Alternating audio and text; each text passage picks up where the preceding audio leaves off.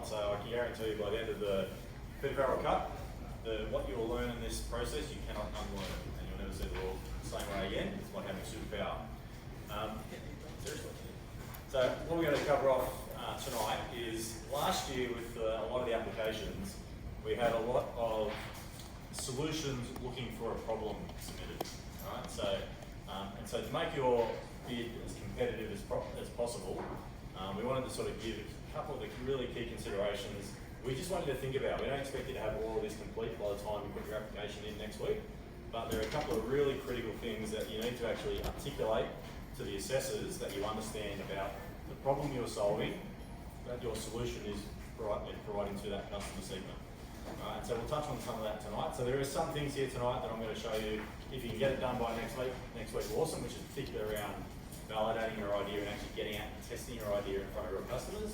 If you don't worry about it. There's only two things by the end of tonight that we really want you to start thinking about. One is the problem statement, and we've got some handouts that we'll actually hand out partway through to actually think about who's your customer, what's the problem you're solving, what's the niche, what are the existing competitive products out there, what's your value proposition for what you're proposing, how does that actually help customers, and what's the size of the market. So it's, can I do this, should I do this, do they want it? I really aren't answering those type of questions.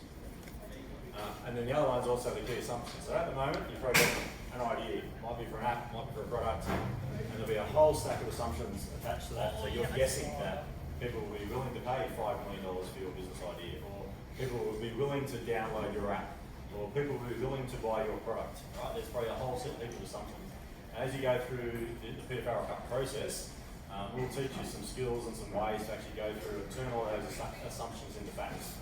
All right, and we'll teach you that. So today we're really talking about idea validation, and when I say idea validation, it's really making sure you understand the problem statement.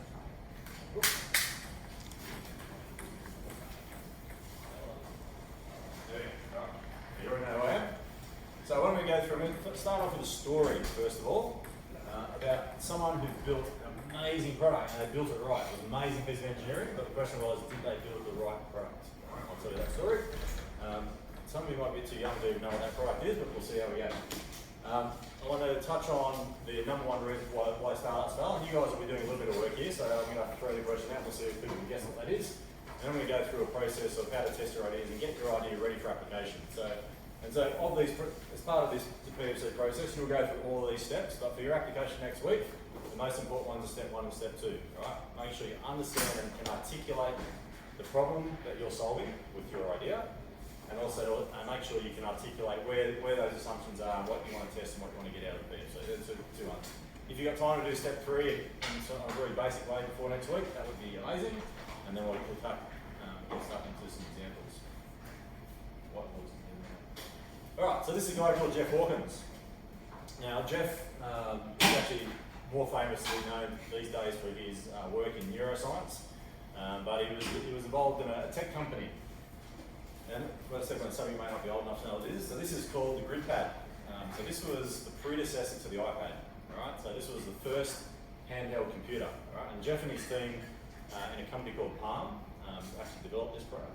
And it was an amazing piece of engineering. Right? This was in the early 90s that they built this particular product. Amazing piece of engineering. It had all the same capabilities of any desktop computer back then. It had a touch screen.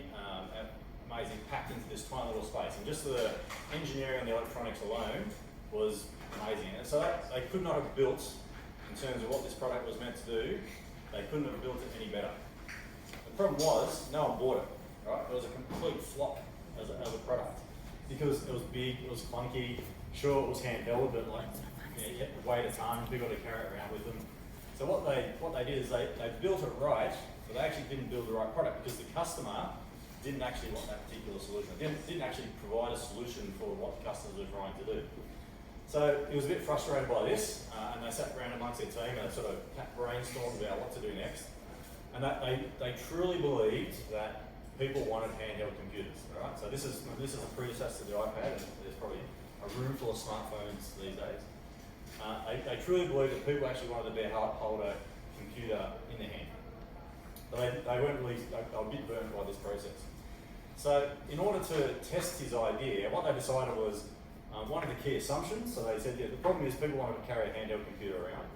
But one of the assumptions they had was, well, how big, and what's it going to do? So to test the idea, instead of building a computer, Jeff got out a bit of wood, went down to his workshop, and he got a piece of wood, right? And he cut out. And what they decided was that if they're going to do a handheld computer, it needed to be small enough to fit in someone's shirt pocket. Right? And that was an assumption.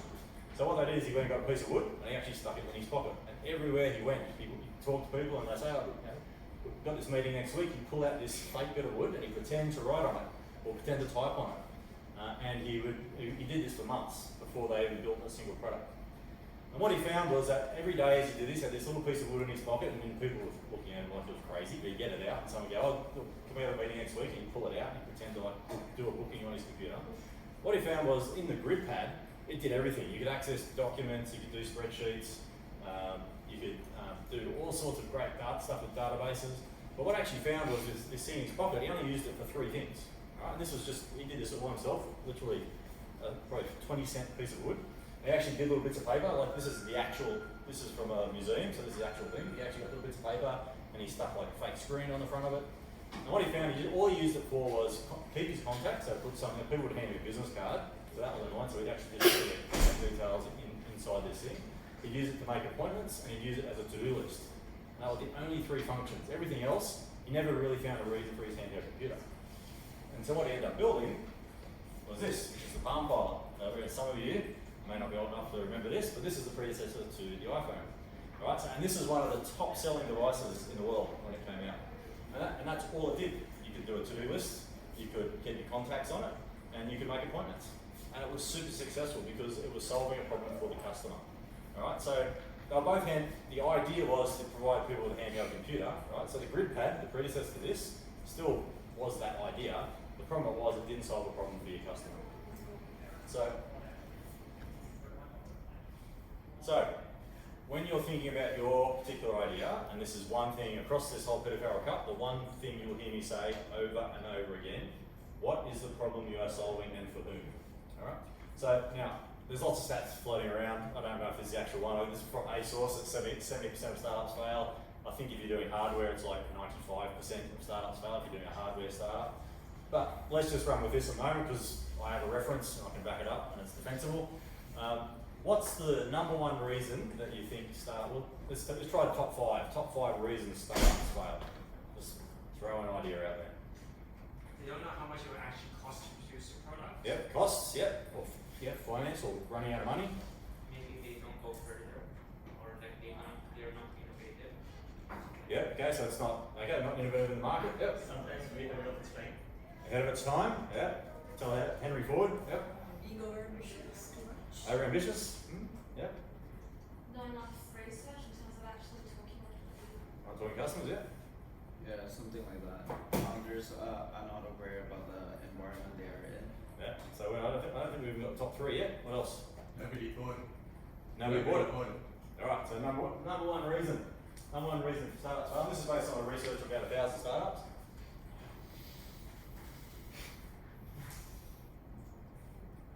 Yeah, Okay, it did go. Sorry, I got some interference. So 42% of startups fail because there was no market need for their product. So what that means is they built a solution looking for a problem. All right, that's 42%. It's #1 by a factor of 2. The next one is they ran out of money, and then number 3 is actually internal team issues between the founders. All right, they're the top 3 reasons startups fail. But by far, the single biggest reason most startups fail is because they built a solution looking for a problem, which is what happened to GridX. All right, they assumed that people would want this great idea. I've got this great app, I've got this great widget, I've got this great product. But they never once asked the customer, do they actually want that? Alright, so I like this quote around testing your ideas. So this guy called Alexander Osterwalder. So in the boot camp we're going to run, one of the things we're going to go through is something called the Lean Canvas. So Alexander's academic came up with this thing called the Business Model Canvas. Amazing tool if you're doing a startup.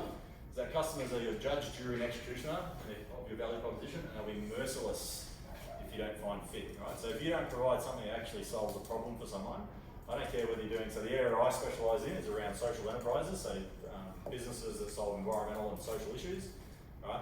If you don't solve a problem for a customer, and most of the time, for example, the team Pizza X last year, they set out, these are the winners of the Peter Farrell Cup, so they started out on day one to solve climate change, all right? And so I was their mentor, and the very first thing, as soon as they said it to me, I shut it down straight away, and I said, yep, that's a noble mission, but nobody cares. That's not because nobody cares about the mission, is that that's not a problem that the average person out there who's going to buy a product is trying to solve. But you go and ask people out here, do you believe in climate change? And should we address it? And I go, yep, absolutely. 2 seconds later, I walk away and completely forget about the conversation. Right? So you've got to make sure you're solving a painful problem for your customer.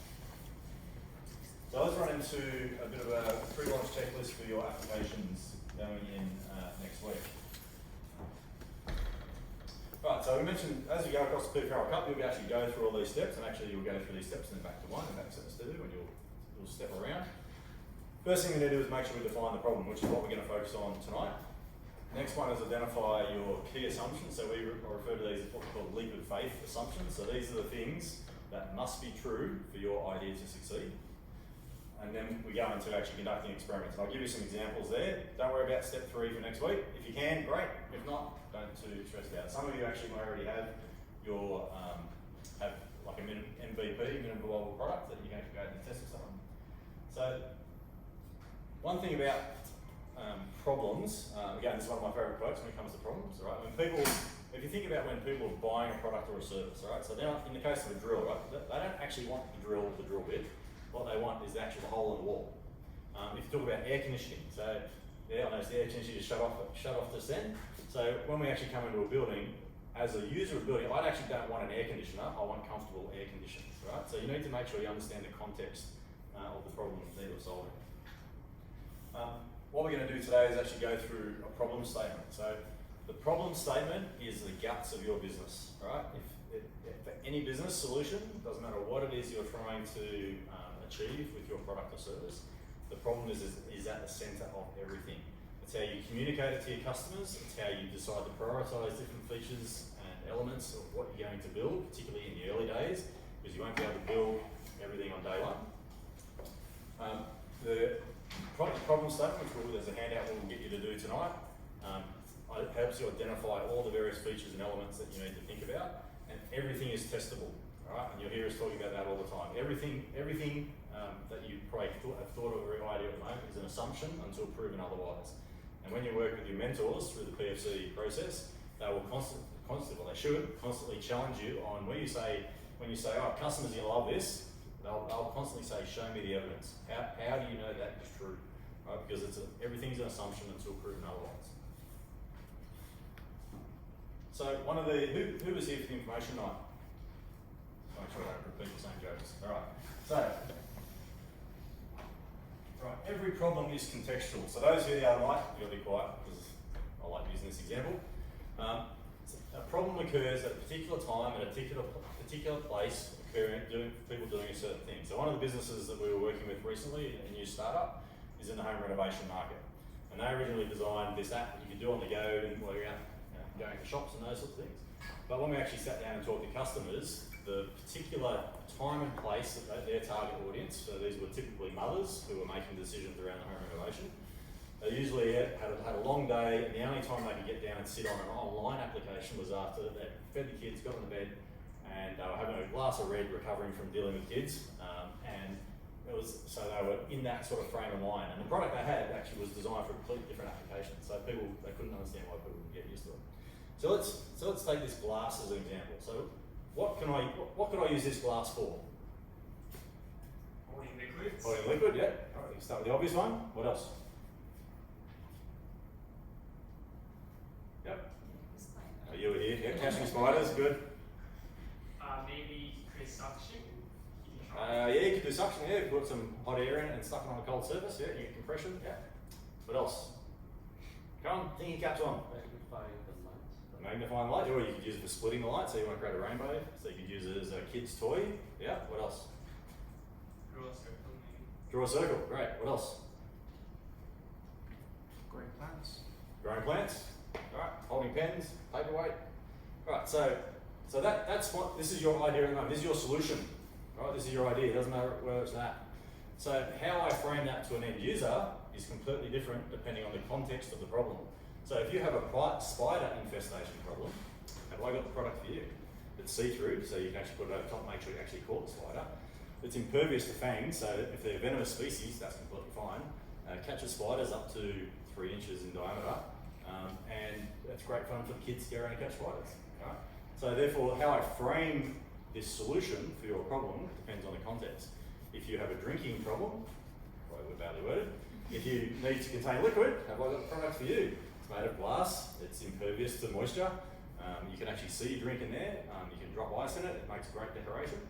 Alright, so you can see exactly the same product, alright, can be framed very differently depending on the problem that I'm trying to solve. Alright? So that's why every problem is contextual. Alright, so every problem also is not just single dimensional. So, every single problem that we face, and when customers make decisions, there's usually 2 elements to a problem, right? So one's a functional problem, so I need to write a report, I need to get from A to B, I need to purchase a product.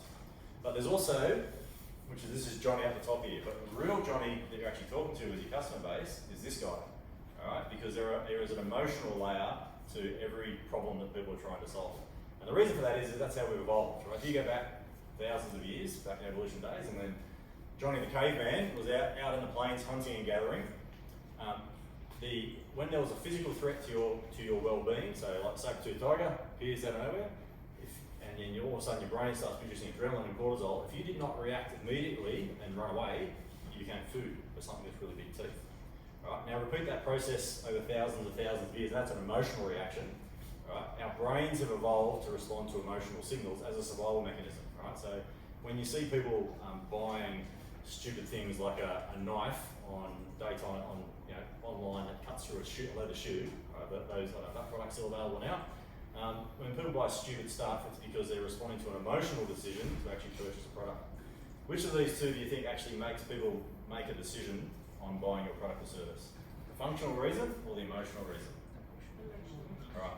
So let me give you a scenario. Right. So imagine you go into the food court, all right, and you want to get a chicken sandwich.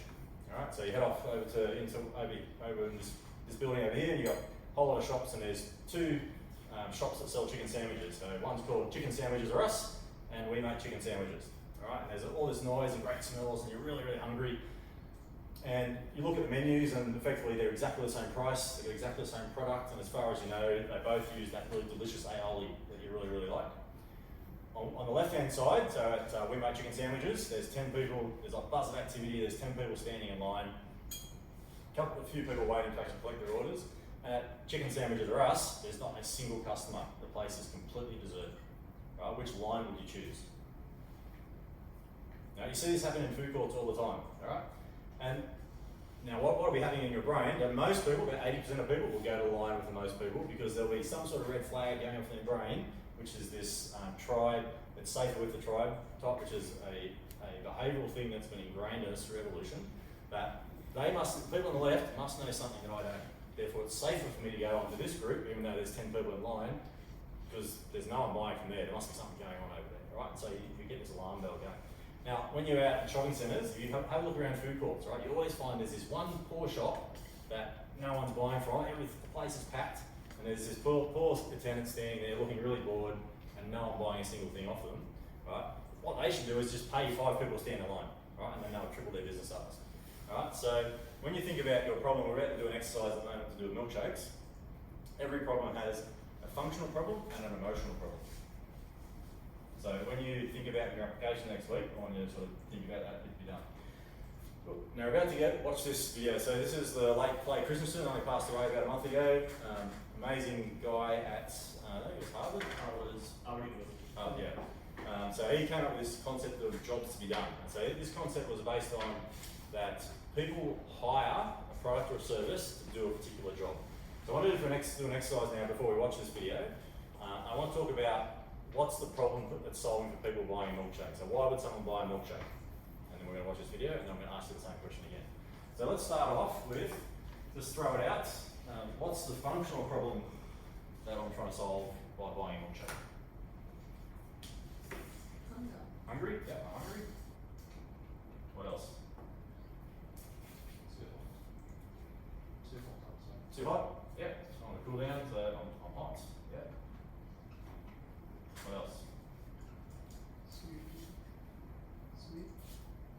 Want something sweet? Yeah. Yep. So sweet tooth.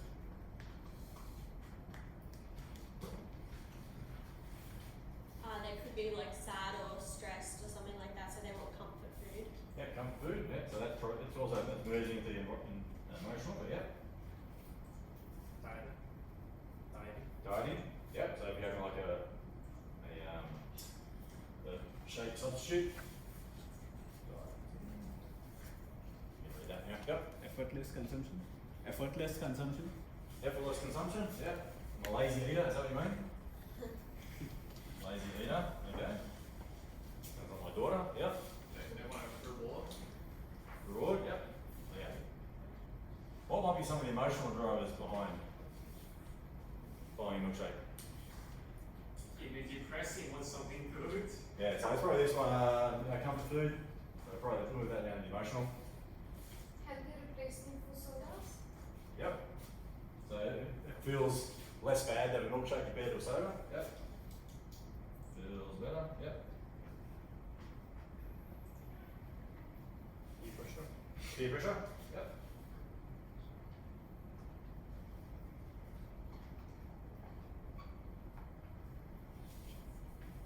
They just want it. They just want it. Like There's something one. reminded him. Just desire. Yep. Alright, so most of you are probably too young, not everyone, too young to have kids, but shut the kids up because they're fighting in the back of the car. There might be another one. What I'm going to do, I'm just going to play this video and then I'm going to ask you the same questions again. So that runs for about 6 minutes. And I mentioned before that as you go through this Peter Farrell Cup, there are certain things that you'll hear that you cannot unlearn. Right? This is one of them.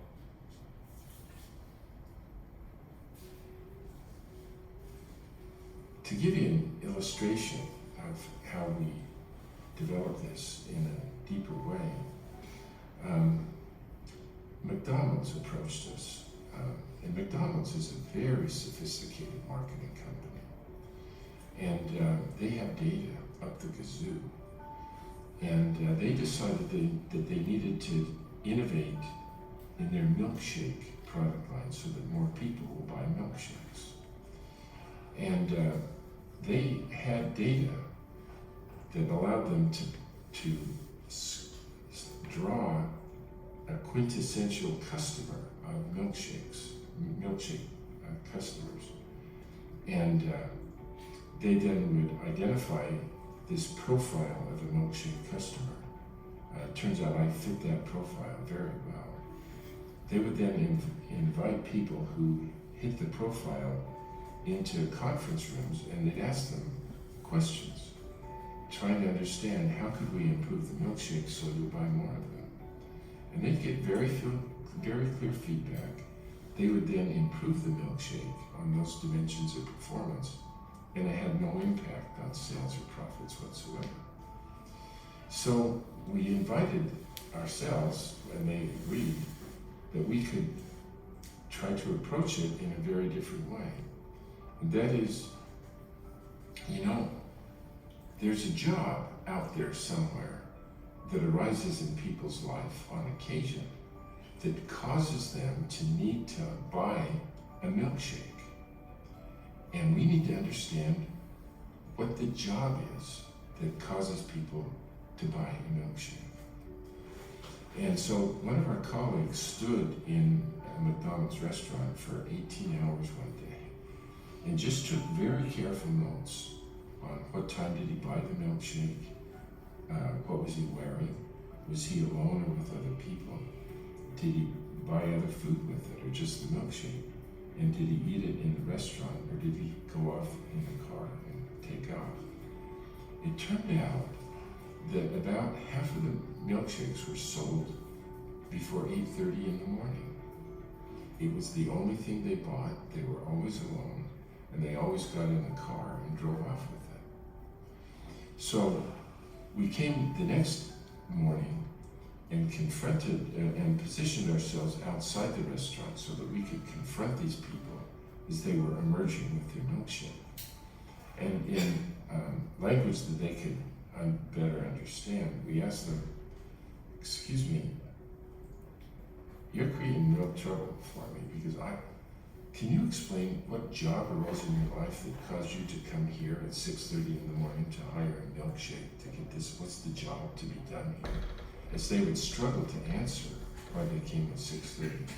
We'd ask them, step back a minute and think about the last situation in which you had the same situation, needing to get the same job done, but you didn't come here to hire a milkshake from McDonald's. What did you hire to get the job done? And one guy said, yeah, I hire donuts to do the job, but I can never hire just one. And another guy said, I do bagels, but boy, they're dry and they're tasteless. And so I have to put cream cheese on and steer the car with my knees while I'm putting cream cheese on. And it turns out one of them said, I hired a Snickers bar to do the job, but I felt so guilty. I've never hired Snickers again. And one guy said, I never thought about it before, but last Friday I hired a banana to do the job. But it doesn't do the job very well at all. You finish it in less than a minute. But let me tell you, when I go to McDonald's, it is so viscous. It takes me about 23 minutes to suck it up that thin little straw. And I don't care what the ingredients are. All I know is that when 10 o'clock comes, I'm still full. And the job that all of these people were trying to get done was I have a long and boring drive to work. And I needed something that would just keep me engaged with life while I'm driving the car. I'm not hungry yet, but I know I'll be hungry by 10 o'clock. So I also, part of the job is, I need something to eat that would keep myself full when 10 o'clock happens. And that's the job that they're hiring the milkshake to do, and that is they have a long and boring drive to work. And they needed to add dimensions of it to keep them engaged with life. And from the customer's point of view, the milkshake does the job better than any of the competitors. And the competitors from the customer's point of view are not just in the product category, but they draw from bananas and donuts and bagels, as I mentioned. And so when you think about how big the job is, you have to look at who the real competitors are from the customer's point of view. And they come from very different categories. How big is the market for milkshakes? It's a serious question. Well, who knows? But the size of the milkshake just isn't the sum of the milkshakes of Burger King, Wendy's, and McDonald's milkshakes. But it includes, from the customer's point of view, all of those other attributes of bananas, donuts, bagels, Snickers bars. And when they implemented this insight in the portions of America where they developed it, turned out to be seven times bigger than they had thought when it was marketed only by the attributes. And most markets are characterized that way. There is a lot of non-consumption, and you can understand how to improve it only if you understand the job to be done. So what's the problem for someone buying milkshakes? Points for people who drive to work or even Yeah. So just going through that exercise, so if say your product was a milkshake that you're trying to develop, or a food product. So in this case, and I'll tell you some of the figures at the moment, that McDonald's made some really simple changes, didn't actually change the product at all, and they got a 7 times increased sales by 7 times of milkshakes. Understanding the problem the customer is trying to solve, right? In this case, it was I have a long, boring drive to work, and I just want to stay engaged with the world. But if I'm going to do that, I also want some certain characteristics. I don't want to be hungry by 10 o'clock. All right, so therefore, we've narrowed down the customer is someone driving. So we know from the stats that my customer profile now is someone who's driving to work. They're most likely going to be alone. They're going to be in a hurry to get to work in the mornings, right? So they're whipping in, whipping out. So it's going to be between a certain time in the morning. right? And we know what they're trying to achieve by consuming the product or service. Now, McDonald's started down the path of doing that, changed the flavour, they put in different ingredients to make it healthier, they changed the viscosity, and made zero difference because none of those attributes had anything to do with the problem these customers were trying to solve. Now, actually, I'll throw it out. What do you think McDonald's did with that information? So, you mentioned before that the areas where they made changes, they got a 7 times increase in sales, so they sold 7 times more milkshakes. What do you think they did? Reduce the diameter of the straw. Reduce the diameter of the straw. They did actually do that, yes. Awesome. Why did they do that? Because people want something to accompany them while they are driving. So about 30 minutes of drive. So you can, the smaller the straw, the more time they will take to finish the Yeah, milkshake. so part of the customer feedback was, that guy had a Snickers, right? It was like going really quickly and he felt so guilty. There's so many calories, this tiny little thing, and it didn't last any time at all, right? So one of the characteristics was keep them engaged for as long as possible, right? So they did reduce the diameter of the straw. Well, I was thinking why, if they increase the diameter of the straw, wouldn't that make people buy 2 milkshakes instead of 1? No, because the experience, they wanted it to last as long as possible. They wanted that. So one of the things they liked was the fact that trying to say there's another straw. I did an experiment. Actually, first time I watched this video, I went straight to McDonald's and bought myself a thick shake, and it took me like 16 minutes, wasn't 23, but I just out of curiosity to see how long it would take me to get. And I was like, my cheeks were hurting by the end of it. All right. What else? What else do you think they did? Thicken the milkshake. Thickened it. No, I don't think they did. They just reduced the size of the straw. They didn't actually have to change anything else with the milkshake itself, except the straw diameter. Have a bigger size. Right, so think about, remember I said all problems are contextual. So these customers, so we said they're going to be alone, they're going to work. Someone who's travelling to work in a car, what's one thing that they don't have? Time. Yeah, they don't have time. Alright? So now think about the customer experience. What do you think they could have done to, these customers in a hurry, right? I'm off to work, I'm rushing in to get a milkshake, up the back. Add a lid to it, a lid to the cost, so that A lid, yeah, sort of close. it promoted it as a drive-through. Close. Faster for preparing them. Yeah, 75% there. They added an extra lane only for No. milkshakes. I'll put you out your misery in a minute. Do they pre-mix it? And No. have it pre-mixed? One more, last chance. They made this separate counter for the drink sections. Yes, right, so that's what they did. So what they did is so if you go into a normal McDonald's now, right, so the thick shake machine, it's behind the counter, right, and the staff have to serve it. So in the stores where they put this into practice, they actually brought the thick shake machine onto the front counter where you actually place your orders, off onto one side. They put a swipe card on there for your credit card, so you could walk in, swipe it, pick your thing, self-serve, and out the door. Alright, and that's all they did. They made the straw smaller, and they put the machine on the front desk because they understood the context in which the problem was occurring for that particular customer. And doing those 2 things, they had 7 times increase in sales of milkshakes in the stores that did that.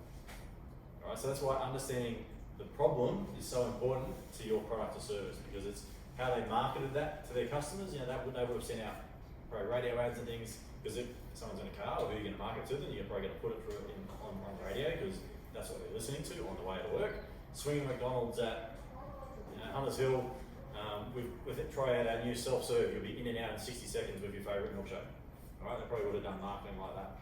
The advertising would be much more important than a couple of those other changes. You wouldn't go from a market of 1 to a market of 7 without some extremely strong advertising Oh, of about course. that job. Yes, You know, that's if you're right. sitting in the car, you could be having a McDonald's milkshake. Yeah, but the important was is that marketing, just saying Okay. we've got the best Solve flavours the of milkshakes, okay. right? And so I was actually talking to, I won't point them out, but there was somebody here last week who was telling me about their new business they've started, talking about, hey, come to us, we've got this great product or service. We'll get into this in the pitching session, so through this process we'll also teach you how to sort of communicate your idea. The one thing you always lead with is the problem. Alright, so because you want someone to go, yes, I have that problem, tell me more.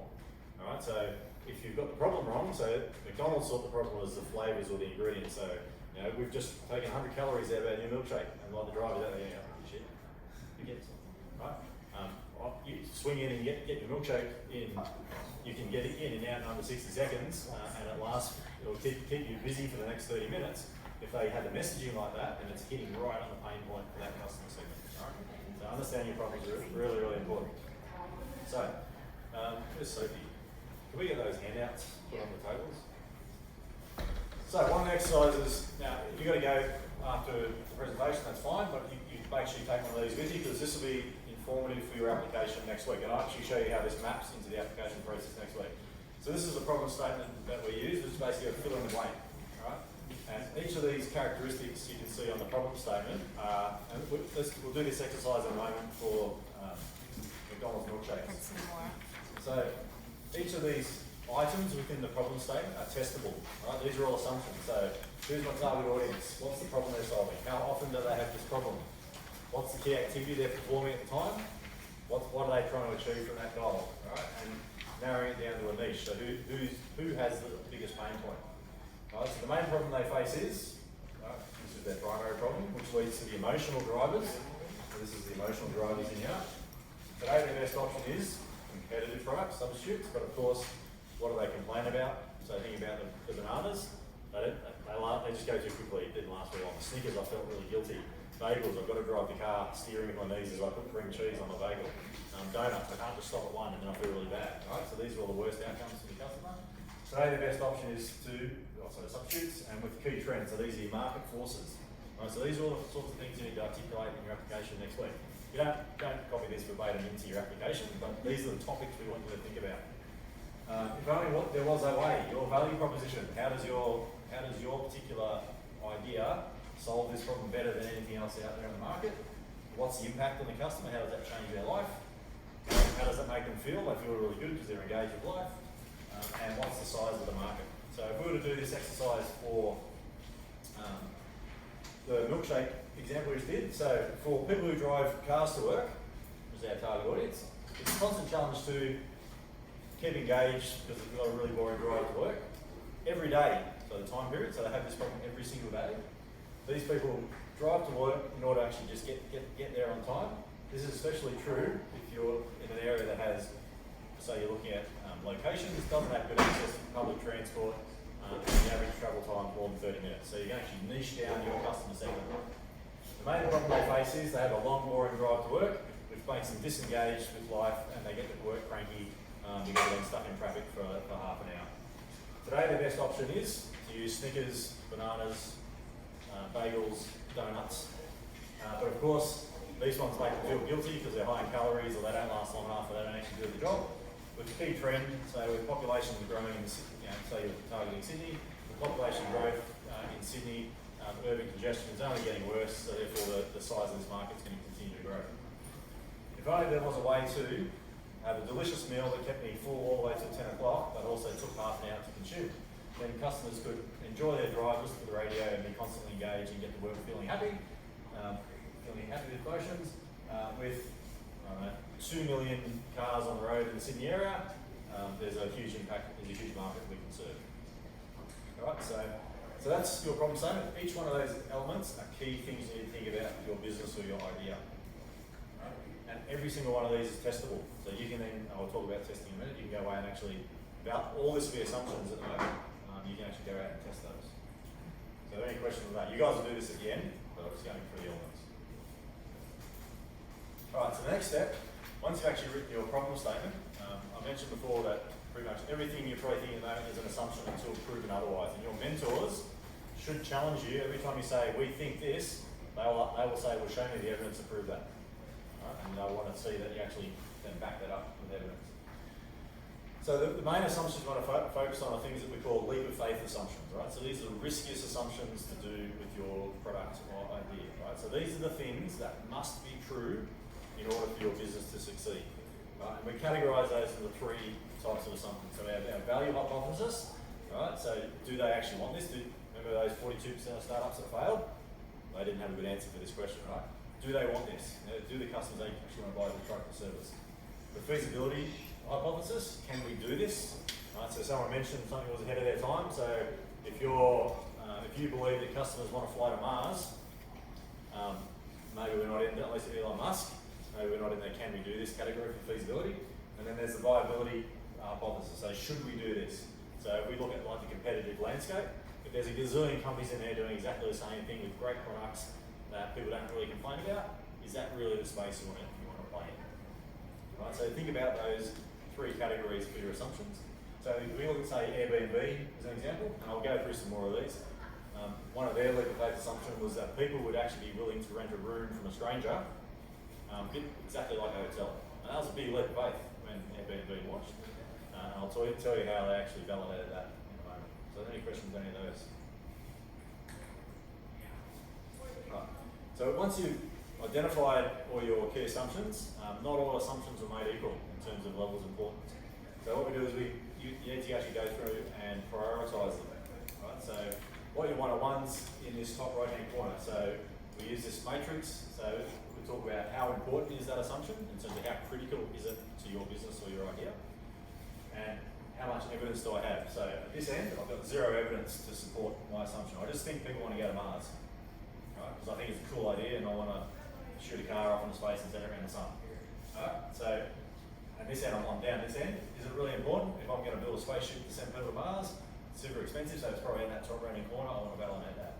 Down in this corner, we have, it's really unimportant. It doesn't really matter whether this is true or false because it makes no difference to my business, or I have lots of evidence to support it. And the ones we're looking for in the early days of your idea, which will be during the PFC process, is these ones up in this top right hand corner. So they're really, really important. And then, like, if they're not true, that's a big problem for your idea. And I have little or no evidence to support that. And these are the areas you want to focus on.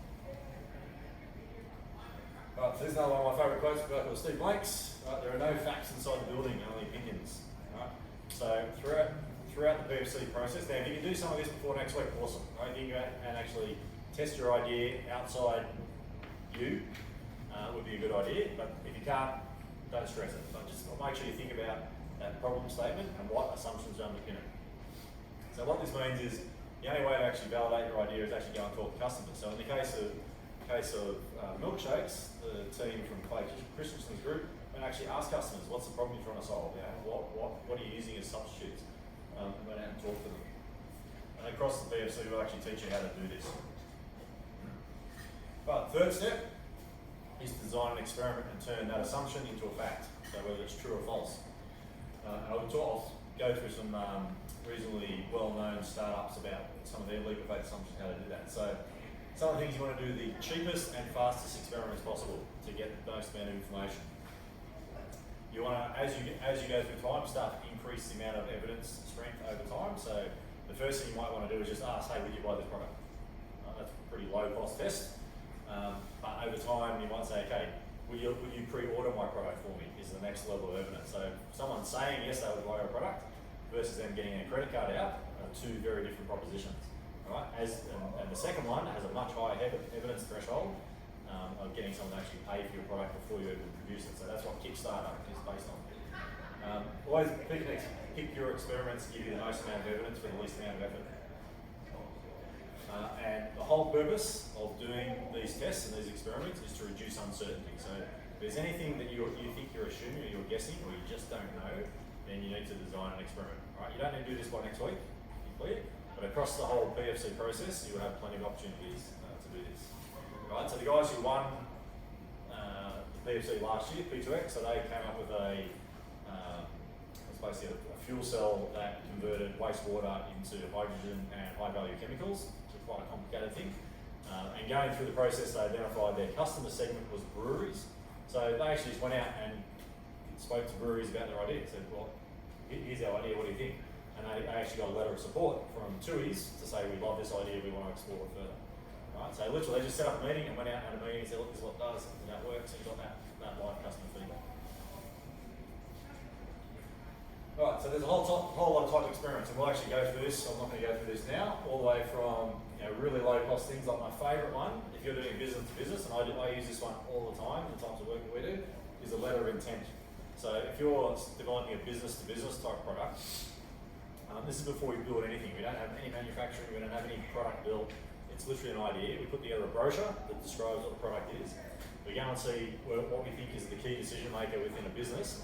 And if they say they like the idea, we pull this letter out and we say, great, and we address it to their boss and says, look, can you sign this letter to your boss that says we should explore this product further? That's it. All they've done, they're not signing a life away, they're not putting into a contract.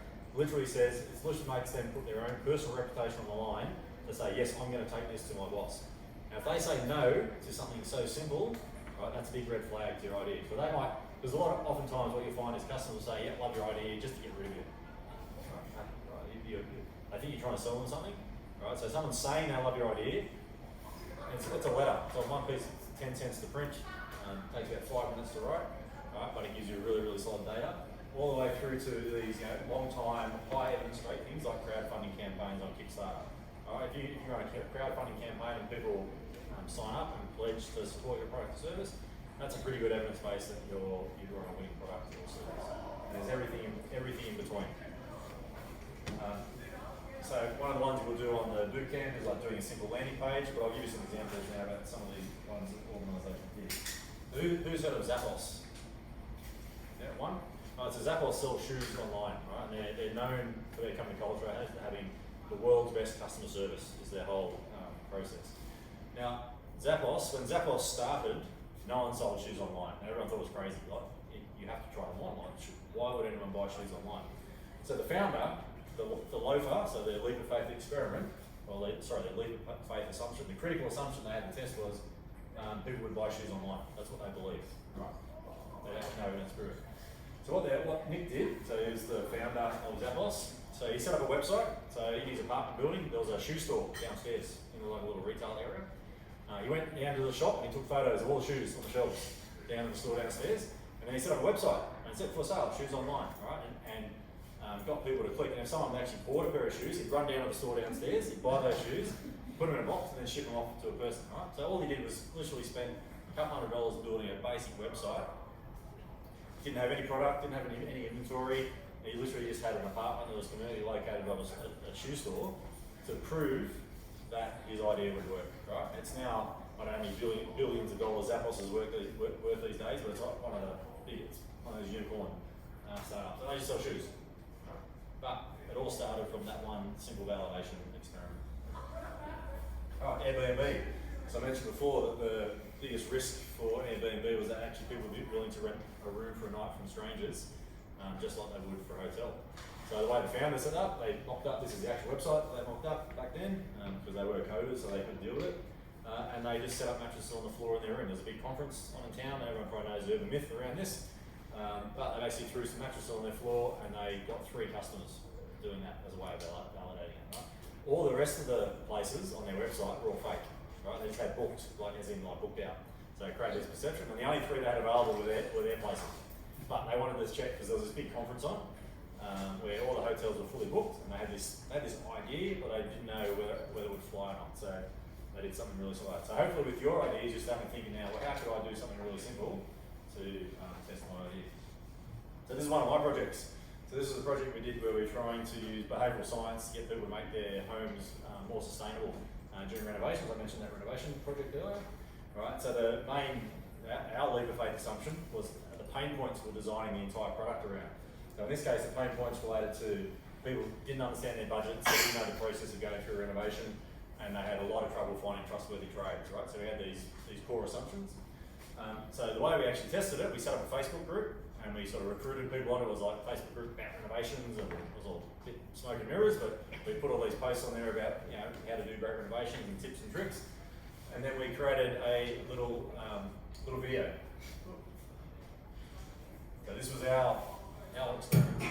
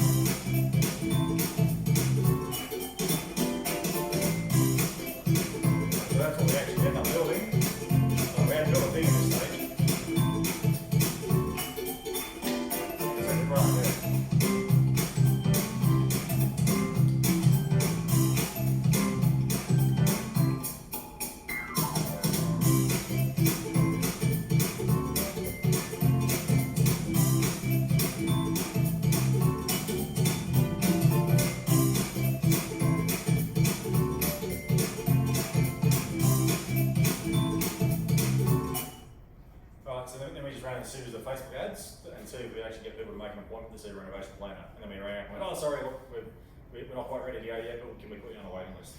Alright, but we just tested people who go for that. And we actually found some of those features of our product that we put into the video, when we tested it with consumers, they went, nah, they don't really like that.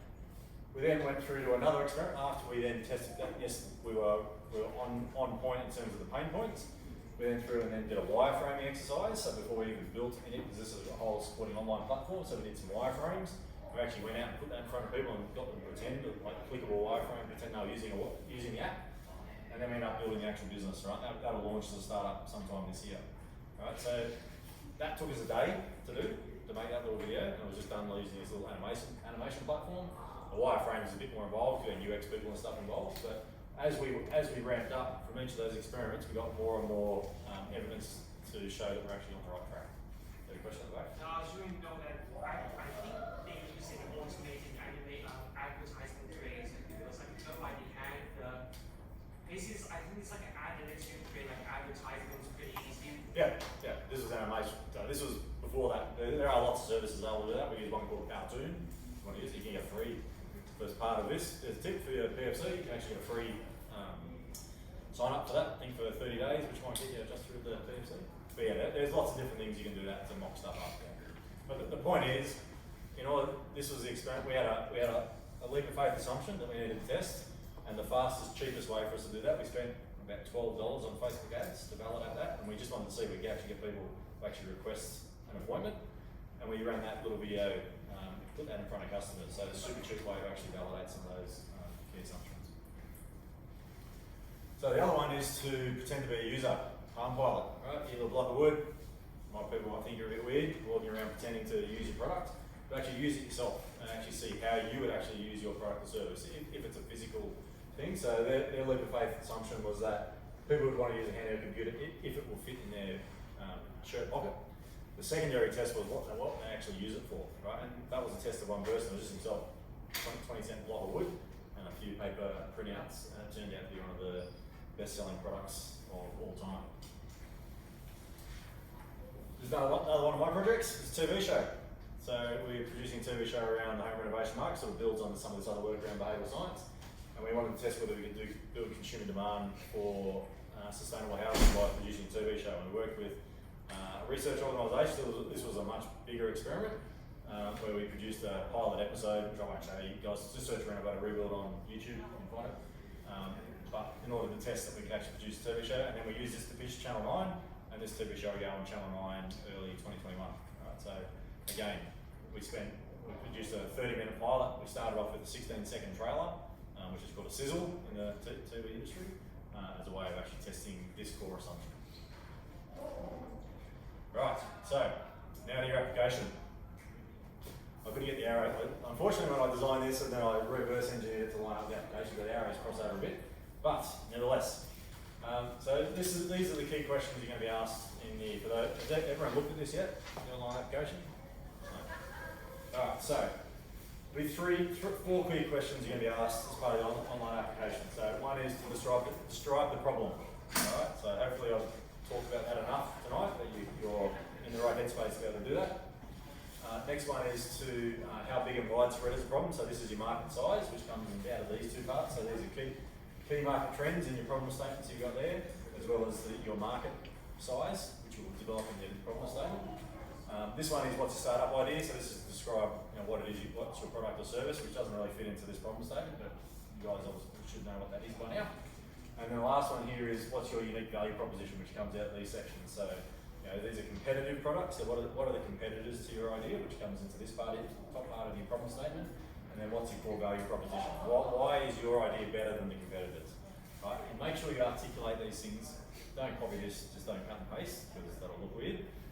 But make sure you address all those key elements in those boxes. So who's target audience? What's the niche? What's the problem you're solving for them? What are the alternatives that they use at the moment? How big is your market?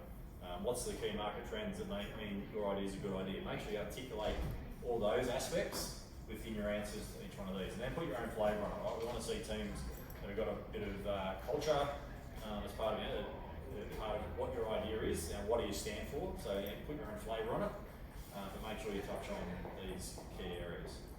You want to add anything? from the ones you saw last year? Yeah, so just like James said, you know, he's given you the kind of background of how to get to these answers. We don't expect you to go and do your experiments before next Wednesday.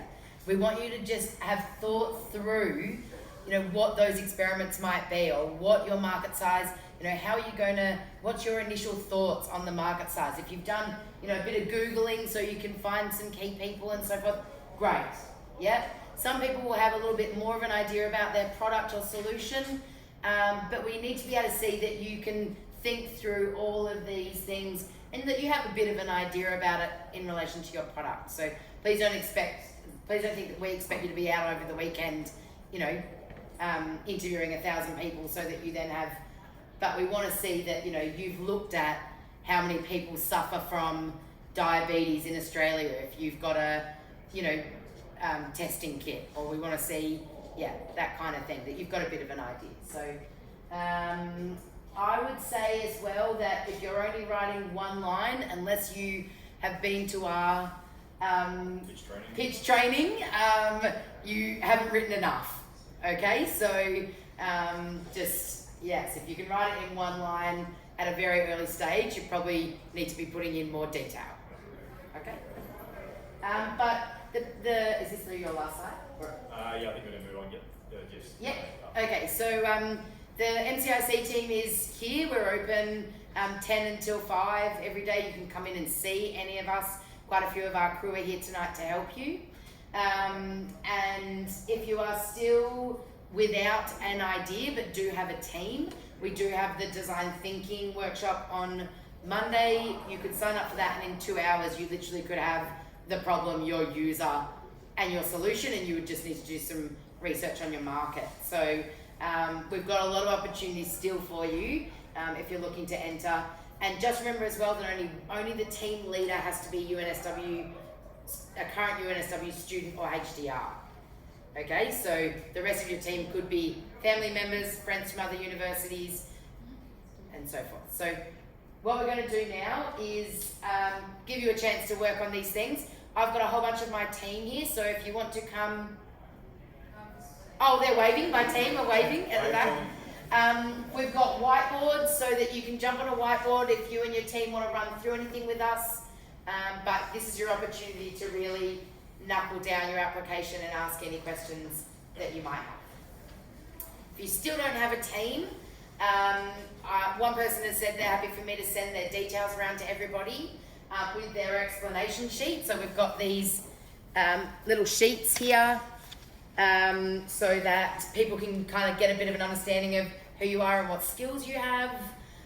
So if you're happy for us to send your email around to everybody with that copy so they can see who you are and they can contact you directly, then great, do that. And if you haven't checked in, please check in, because I will send the slides through to people who've checked in to this session, so just come and see me. Any questions? Any broad questions before you kind of can meet with us all? Cool. Next Wednesday by 4 p.m. is application deadline. Excellent. Thanks very much, everybody. Thanks for coming. Cool. Okay. And there are snacks down there too, and we've got more snacks. If you're staying for a little while and you need a snack. Sorry. Yes, for sure. So what's your name? Oh, you didn't register? That's okay. That's okay. There you go. Not at all. Oh, are you a HDR or a current student? Current student. Good. Okay, so just drop in your email. Just drop in your email and then press send receipt. Yes, of course. I have an idea, but I don't know. Yeah, that's right. Yes.